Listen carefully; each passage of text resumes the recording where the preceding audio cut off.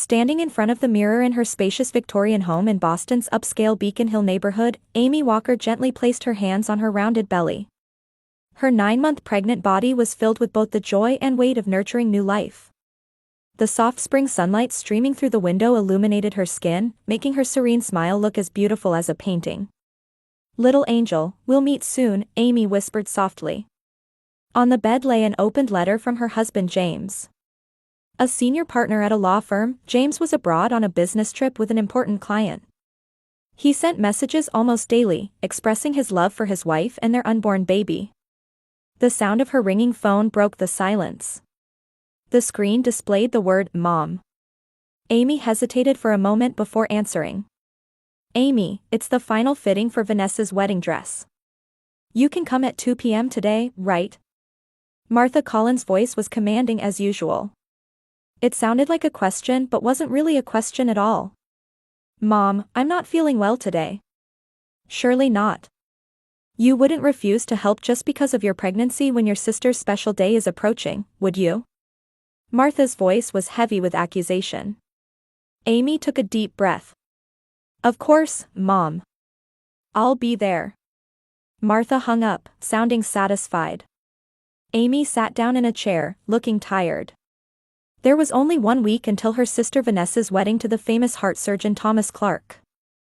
For her mother, this wedding represented the culmination of years of social networking, a moment of glory. Martha Collins had established herself as a respected philanthropist in Boston's high society. But at home, she was a perfectionist, with particularly high expectations for her younger daughter Vanessa. Beautiful and intelligent, Vanessa had grown up meeting her mother's expectations, graduating from a top university and becoming successful in business. Now she was about to marry a young talent from a prestigious Boston medical family. Amy, on the other hand, had chosen a slightly different path from her mother's expectations. After graduating from a local university, she began working at a community legal aid organization. That's where she met James and got married. Now at 36, she was finally expecting her first child. For Martha, Amy's life choices were always insufficient: a modest job, an unimpressive wedding, and a too late pregnancy. But now, her attention was solely focused on Vanessa's perfect wedding. That afternoon at the bridal salon, Vanessa gracefully wore her dress while Martha's eyes welled up with tears of joy. "You look truly beautiful, Vanessa," Martha said dreamily. "Everything is perfect." Amy smiled quietly, sincerely celebrating her sister's happiness. Vanessa had a gentle personality, and there was no conflict between the sisters. However, part of her had unknowingly been influenced by her mother's values. "Amy, you look lovely too," Vanessa said, looking at her sister. "But..." She hesitated, looking at Amy's large belly. "Won't you stand out too much in the wedding photos?" "Vanessa." Amy was surprised. "I'm sorry. I didn't mean it like that." Vanessa hurried to explain. Martha interrupted. "What Vanessa means is that all attention should be on the bride, not you. Amy, just stand at the edge of the photos and be as unobtrusive as possible." Amy was about to say something when she winced from a sudden sharp pain. It passed quickly, but it indicated that something was beginning. The next day, Dr. Caroline Reed carefully checked Amy's condition during her regular checkup. "The baby might be born earlier than expected," she said gently. "Please rest especially well for the next week, and contact me immediately if you notice any changes." When Amy told her mother this diagnosis, she saw Martha's face cloud over. "You mean you can't come to the wedding?" Martha's voice was cold. "Do you realize how hurt Vanessa will be?" "Mom, I want to come too." "But the baby..." "Amy, you always only think about yourself," Martha declared. "This is the most important day in your sister's life." That night, Amy spoke with her husband on the phone. James said worriedly, "You should listen to the doctor. Skip the wedding." "But James, this is my sister's special day. And..." Amy's voice faltered. "Mother won't forgive me." "Your health and the baby are the priority," James said firmly. "I should be back the day after tomorrow. Don't push yourself until then." After hanging up, Amy sat by the window, gazing at the Boston skyline bathed in moonlight. She had always tried to meet her family's expectations. Her father Henry in particular was gentle and understanding, but he had little say at home, overpowered by Martha's strong personality. Amy made her decision. She didn't want to ruin her sister's special day. Despite her complicated feelings toward her mother, she chose to attend the wedding. She wanted to believe it was her own decision. On the morning of the wedding day, the luxury resort, Marigold Manor, in the Boston suburbs was bustling with activity from early morning. In the crisp April air, hundreds of white roses and lilacs adorned the garden, vividly glistening in the sunlight. Amy took a deep breath as she looked down at the beautifully arranged wedding venue from her room window. The dull pain in her lower back that had started the night before still hadn't gone away this morning. She gently placed her hand on her belly and whispered, "Please stay quiet just for today." With a knock, the door opened. "Amy, are you ready?" Martha entered the room wearing an elegant pale blue dress. "The makeup artist is already waiting in Vanessa's room. Come quickly." "Good morning, Mom," Amy smiled and said. "Could I rest a little? I've been feeling a bit off since last night." Martha interrupted her daughter. "Amy, today is Vanessa's day. I don't have time to hear about your discomfort." She looked Amy up and down, frowning. "That dress. Couldn't you find something that hides your figure better?" Amy looked down at her emerald green maternity dress. "This is the prettiest one, Mom. And it's comfortable to move in." "Fine," Martha said resignedly. "Just come to Vanessa's room within 15 minutes. And remember to stay inconspicuous during the ceremony. Stand in the back for the photos." After Martha left the room, Amy stood in front of the mirror, staring at her tired expression. The only consolation was that her husband James had contacted her this morning saying he might return earlier than planned. He might make it to the afternoon reception. Vanessa's room was noisy. Bridesmaids were preparing here and there, while hairstylists and makeup artists worked busily. Vanessa sat by the window, looking nervous as she gazed out at the garden. "Good morning, Vanessa," Amy approached her sister. "Nervous?" Vanessa looked at her sister and smiled brightly. "A little. But I can't believe how happy I am to be marrying Thomas." Amy took her sister's hand. "You look truly beautiful today. Thomas is a lucky man." "Thank you, Amy," Vanessa said sincerely. "I'm glad you came. How are you feeling?" "Don't worry, I'm fine," Amy said reassuringly. But at that moment, a sharp pain shot through her abdomen, and she caught her breath. "Amy?" Vanessa asked worriedly. "I'm okay, just Braxton Hicks," Amy said, waiting for the pain to pass.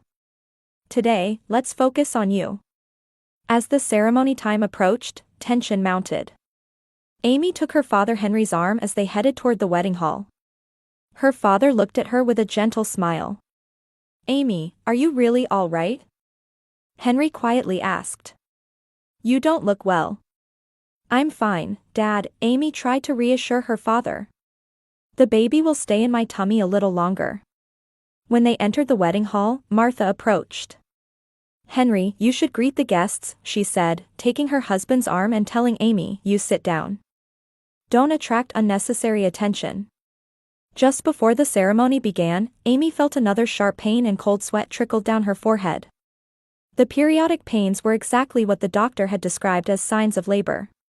She began to panic, but looking around, everyone had already taken their seats, and the pastor was standing at the front. The music began to play, and Vanessa entered, guided by her father's arm. She was radiantly beautiful in her pure white dress, drawing gasps of admiration from the audience. Amy watched her sister's happy expression while enduring the pain. During the exchange of vows, Amy's pain grew increasingly intense. She bit her lip, trying to maintain her composure. A relative in the next seat gave her a concerned look, but Amy could only manage a smile in return.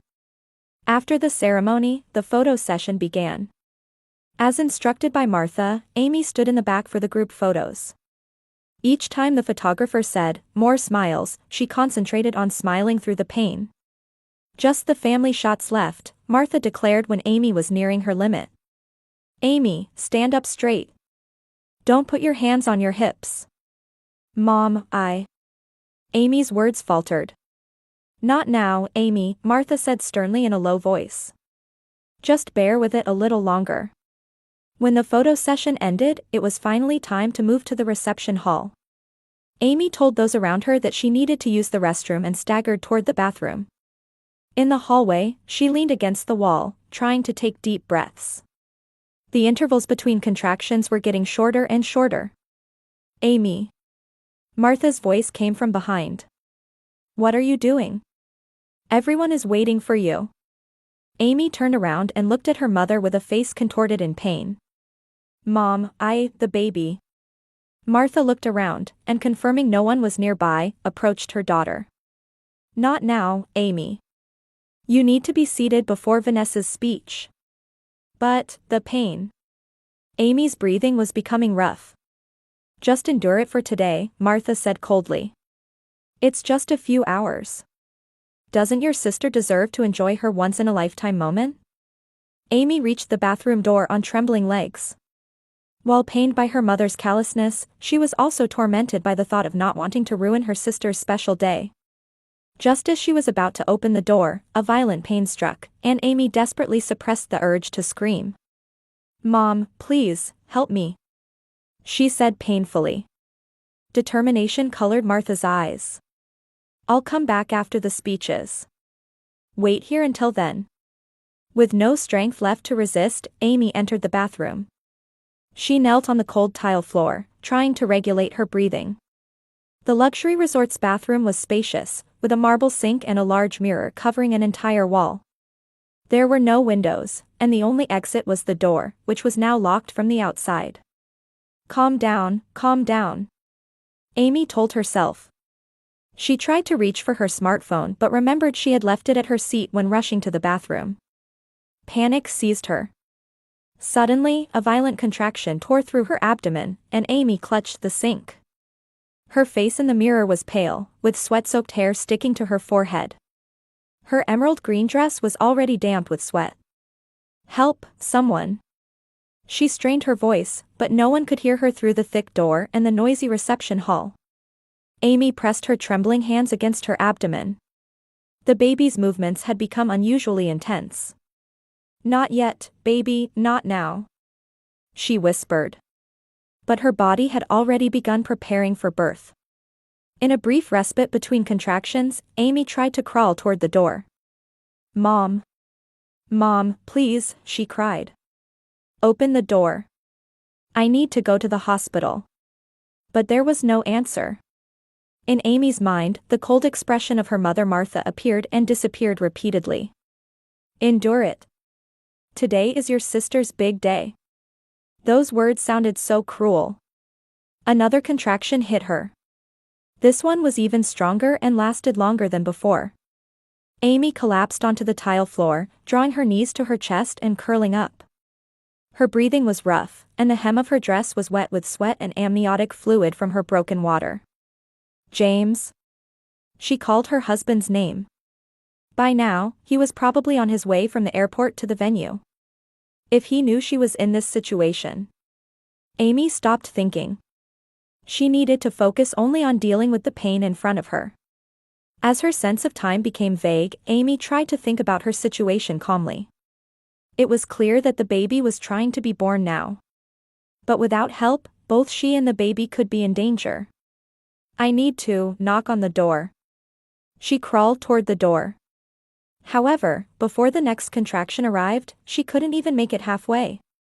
A wave of pain knocked her down, and Amy lay on the floor, letting out a cry. It was a voice mixed with despair and pain. Mom. Please. Help me. Outside the bathroom door, the reception was proceeding as planned. Champagne was being poured, and the sounds of laughter and classical music filled the venue. The groom, Thomas, stood up and took the microphone. Everyone, thank you for coming to our special day, his warm voice echoed throughout the hall. I especially want to thank my beautiful bride Vanessa's family. Martha, Henry, and Amy. He hesitated for a moment. Where is Amy? A small murmur spread through the venue.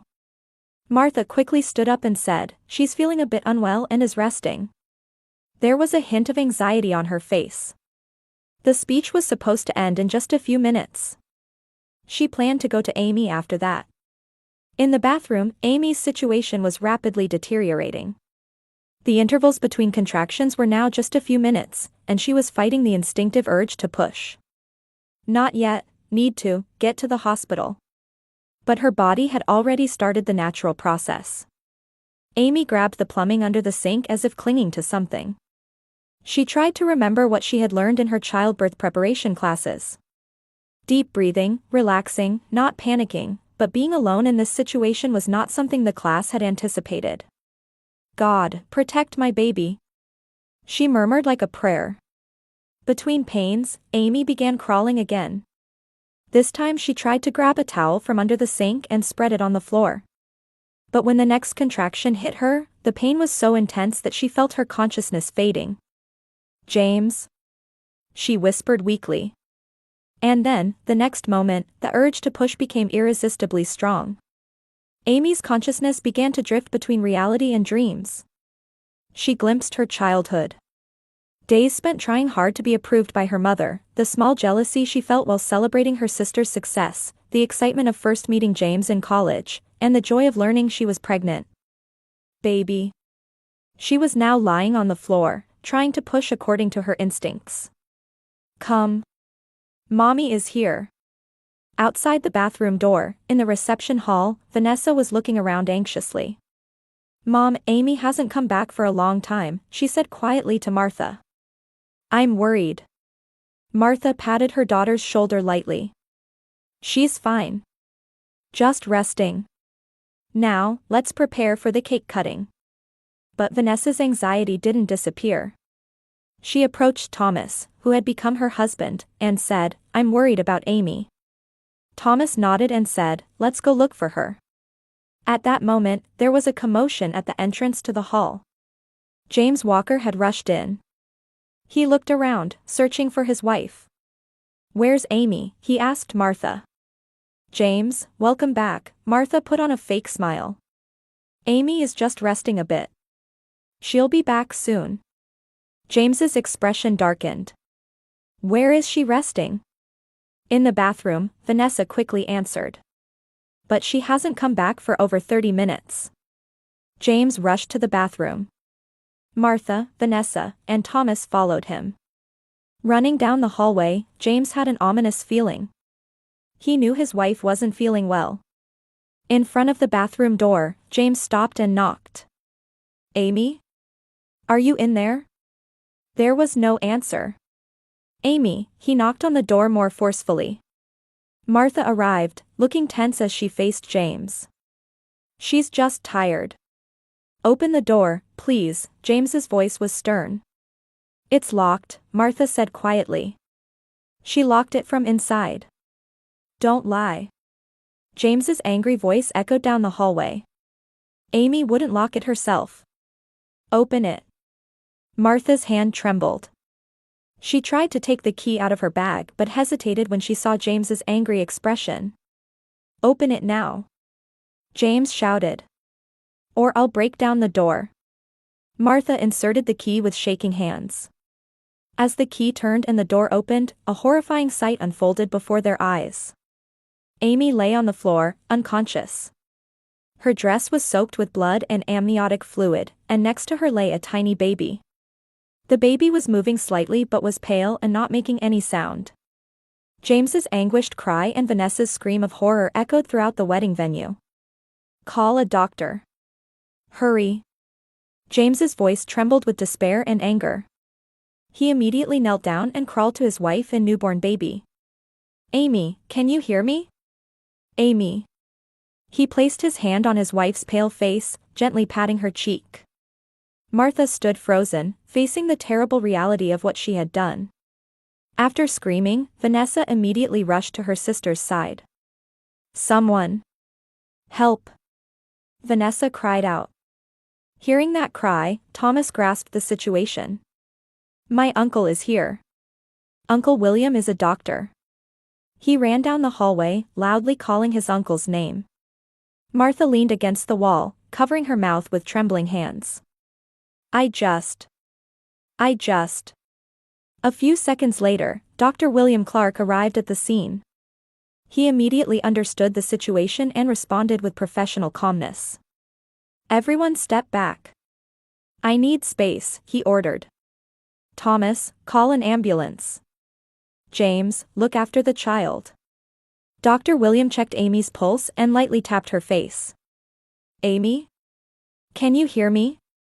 Amy slightly opened her eyes, looking at Dr. William with unfocused eyes. Baby. Her voice was faint. The baby is alive, Dr. William said calmly. He quickly examined the baby. Breathing is shallow but stable. We need to get them both to the hospital immediately. James picked up the baby and held it to his chest. My son. Tears glistened in his eyes.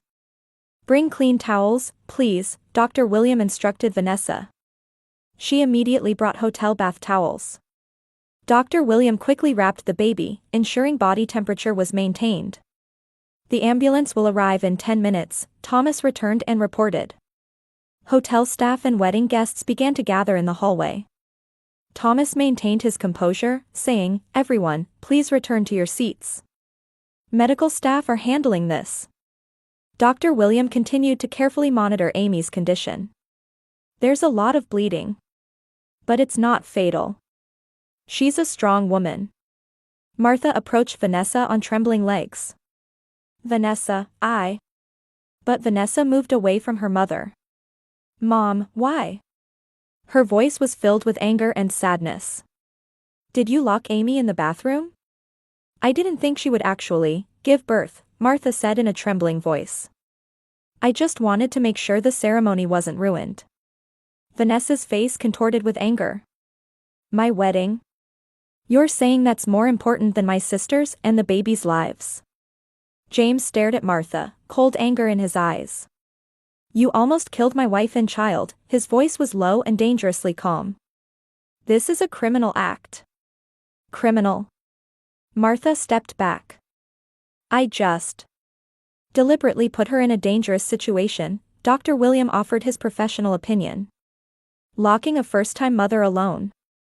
You won't escape legal responsibility. The paramedics arrived and quickly moved Amy onto a stretcher. The baby was placed in a special warming device with oxygen supplied. You can accompany your wife and baby, the paramedic told James. James hesitated for a moment before turning to Vanessa and saying, Call the police. Of course, Vanessa nodded. Her wedding attire had now lost its meaning. We'll come to the hospital right away. Martha looked at Henry with a desperate expression. He had been obedient to his wife for a long time, but today's events seemed to have changed something in him. Martha, what have you done? There was deep sadness in Henry's eyes. Endangering our child. I just wanted to make the day perfect, Martha said weakly. Perfect. Henry laughed bitterly. You've ruined everything. The ambulance departed with its siren blaring. James tightly held his wife's hand, whispering, It's okay, you and the baby are safe. You're safe now. Amy smiled faintly before losing consciousness again. The hospital emergency room was standing by, waiting for Amy and the baby's arrival. The situation had already been communicated through Dr. Williams' phone call. Doctors rushed Amy into the treatment room, and the baby was quickly taken to the neonatal intensive care unit. James stood in the hallway with a lost expression. Hours later, Amy woke up in a hospital bed. James was sitting by her side, holding her hand. The baby. Those were her first words. He's doing well, James smiled with relief. He's small but strong. The doctors are amazed. Amy cried. Mom. The police are questioning her, James's voice was cold. She'll have to pay for her crime. At that moment, the door opened softly, and Vanessa entered. She was still wearing her wedding dress, but it was now wrinkled, and her makeup was smudged. Amy. Vanessa approached her sister, crying. I'm sorry, I'm so sorry. Vanessa, it's not your fault, Amy smiled weakly. But because of my wedding. Vanessa's words caught in her throat. You didn't know, Amy took her sister's hand. And your nephew chose your wedding day. Isn't that special? Vanessa smiled through her tears. So it's a boy. Yes, little Henry, Amy answered. Named after Dad.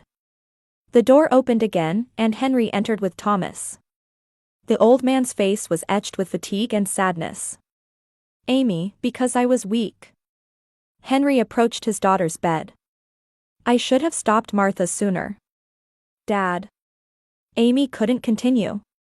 Martha was taken by the police, Henry said quietly. With Dr. Williams' testimony, she's facing serious negligence charges. The room was enveloped in heavy silence. Everyone felt the family rifts and distorted love that had led to today's tragedy. I can't forgive her, James said quietly but firmly. For endangering our son. We all need time, Amy looked at her husband with tired eyes. All of us.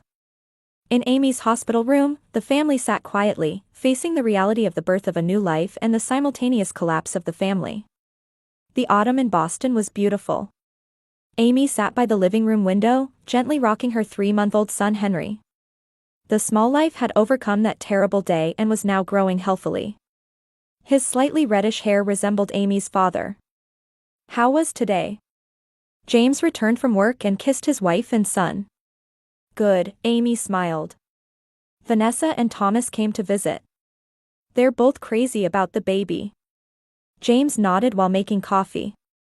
Vanessa is really becoming a wonderful aunt. Since that day, the bond between Vanessa and Amy had grown stronger than before. They met several times a week, sometimes talking about the past, sometimes about the future. Vanessa and Thomas had submitted their marriage registration without redoing the wedding ceremony. What matters is not the wedding, but love, Vanessa had said. How's Dad? James asked. Amy answered while touching her son's cheek.